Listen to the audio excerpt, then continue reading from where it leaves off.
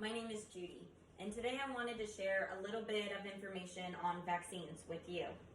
These are things that you probably don't know, but should, about what's in your vaccines today.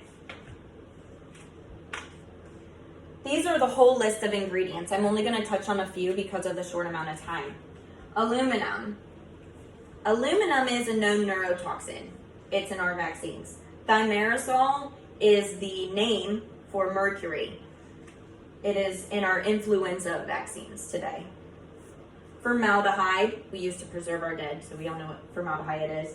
And then human cell strains. Now this one was very concerning to me. There's also animal cell strains and GMOs.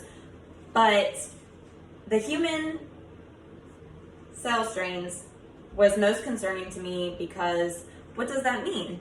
What are these human cell strains? Well, they're stem cells from aborted fetuses or from placenta after birth. If you don't pay that extra money to keep your placenta and all those stem cells, then you sign a document and your stem cells get shipped off to the vaccine companies.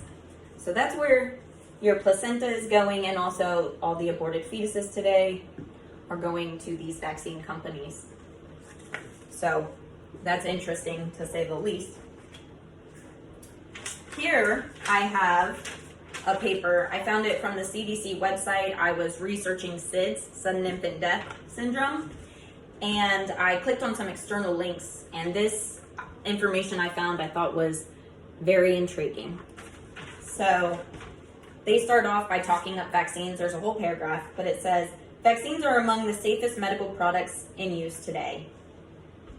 So on and so forth. So safe and effective.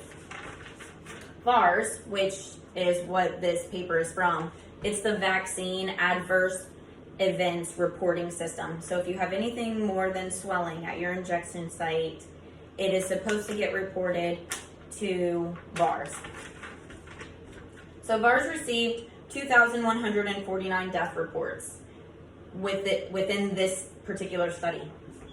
The median age, which is the very middle on either side from 0 to 100 age range, was 0.5 years old, which is 6 months.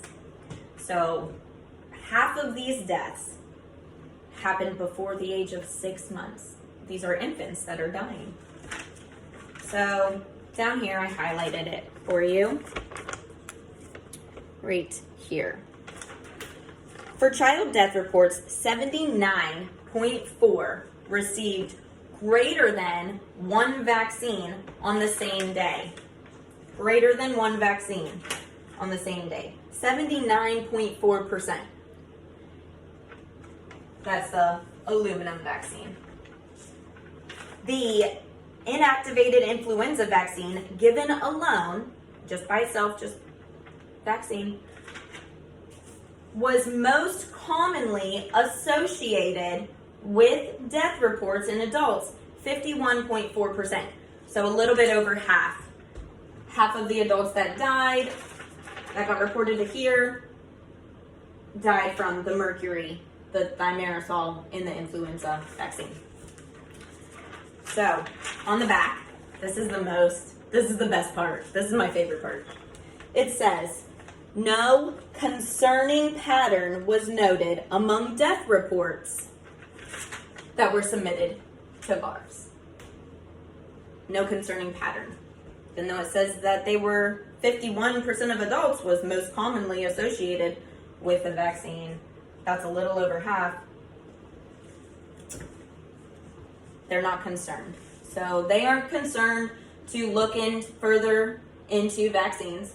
So it is our responsibility as adults who have children or are going to have children or who get a yearly flu vaccine, it's our responsibility to know what's in our vaccines, especially when most of the time all doctors tell us is that vaccines are safe and effective. And here's the CDC's recommended schedule. So I just hope that I've enlightened you with this information, or that you've learned something.